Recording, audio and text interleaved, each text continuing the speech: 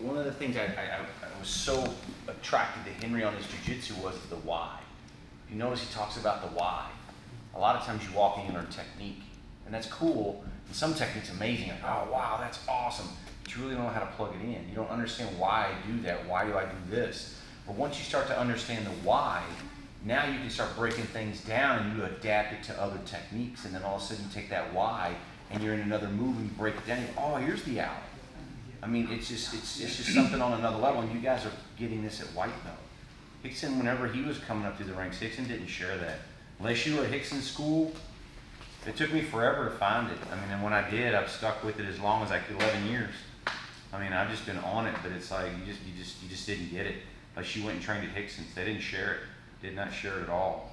So to understand the why in jiu-jitsu is tenfold versus just here's a technique. Yeah, that makes sense. And that's the thing. Like when I come to teach, it's not about really helping you guys to learn a bunch of moves. I don't want you guys to just come here and get a bunch of moves off of me, right? That's not the purpose. I don't want you guys to go out collecting moves. My purpose in jiu-jitsu is to help you guys develop a deep understanding of the art. So you guys become masters, right? I have a guy that I'm training with right now. He said he's been doing jiu-jitsu for 17 years.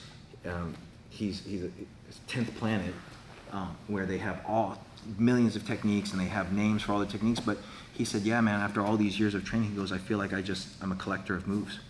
I know all these moves and I can teach you how to do each move step by step, but I don't really understand the whole art and how the soul of the art, you know. He goes, I can explain you, oh, in this move, and then if they do this, but he doesn't get it. So I've been teaching him, helping him with these philosophies, these concepts, these ideas, and he said, man, this has completely changed everything for me.